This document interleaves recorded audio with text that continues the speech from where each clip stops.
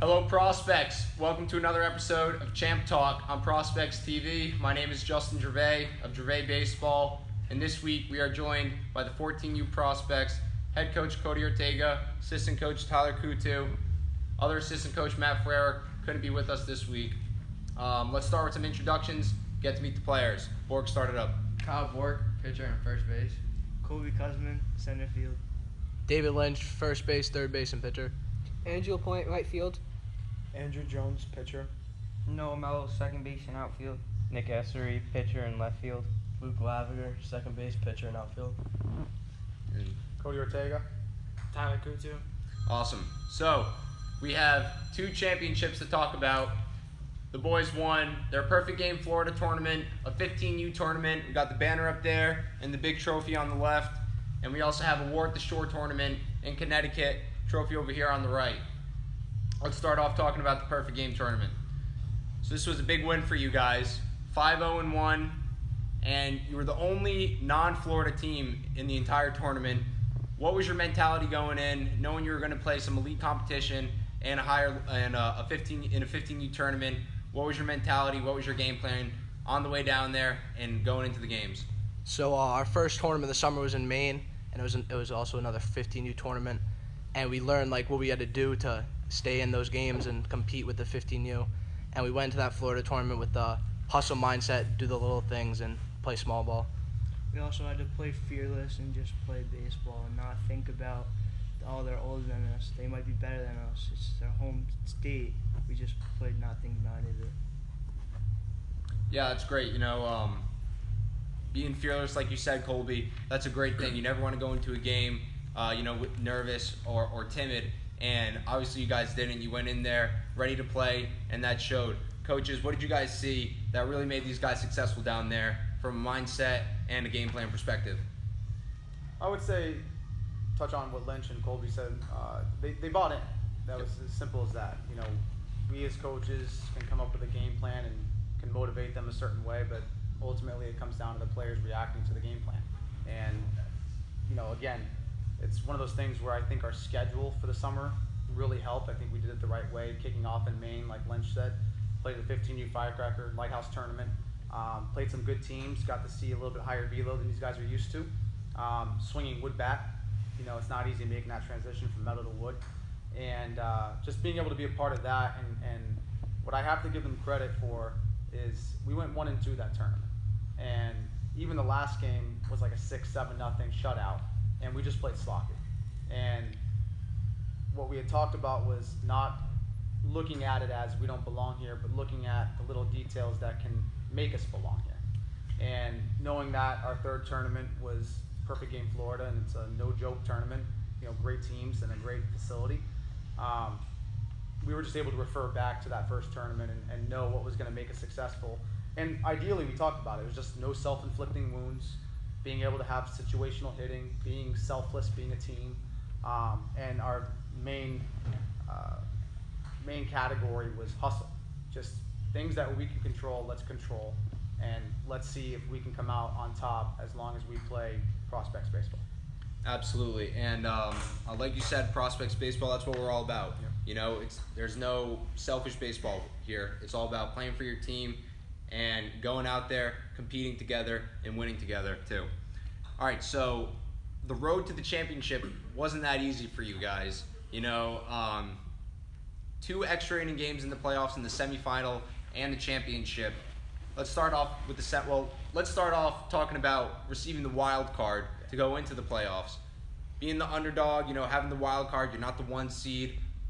What is your mindset going into playoffs and facing these teams that people are looking in and saying, these are the 1 seed, probably going to beat this wild card team? How did you guys react to that, and how were you able to perform in those conditions? We just went in there knowing that we went 3-0-1, played some good teams. We knew that we could pretty much hang with anyone out there, so we just had to go in there and play our ball. Absolutely. Yeah, I think the crazy thing was, we went 3-0-1, and each team we played got better. Mm-hmm. And we had some tough ones, man.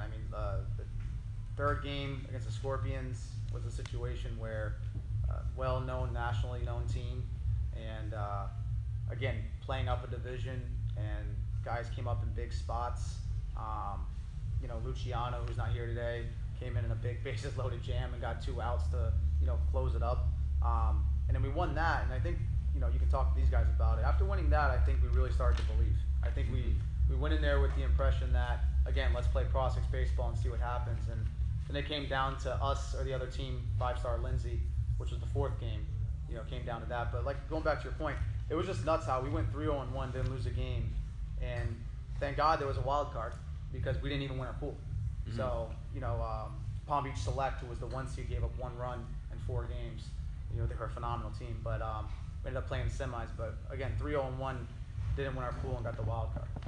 You know, it's funny because looking back on it, I think now we wouldn't have won it any other way. Like, we bought into, we had nothing to lose, and it was only natural we got the wild card, and it helped us feed into that. Let's play without worry, without care. Let's just do our thing. Yeah, definitely. So, do you guys think having the wild card almost helped you guys? You know, gave you that chip on your shoulder mentality where, you know, you were going out there really trying to prove something to all these different teams, would you say? Yeah. Definitely. So let's talk about that semifinal game. What do you guys remember from that game? It was an extra inning game. You guys, the rule down there, extra innings, you start the bases loaded. Not something you guys are familiar with probably, right? Haven't done that before. What was that like? Tell me a little bit about that game, how you guys were feeling, and how you guys were able to come out with the W. So in that game, we knew that Luciano was going to shove for us. We knew we had to play good defense, and we knew we had to hit, and we had it going for us. Everyone contributed, and we've gotten that bases loaded 1 out, and we tried to squeeze, didn't work, and then Lavager got hit. It went our way, and then Esri came up with a huge hit to go up by 2, and then we shut it down after that.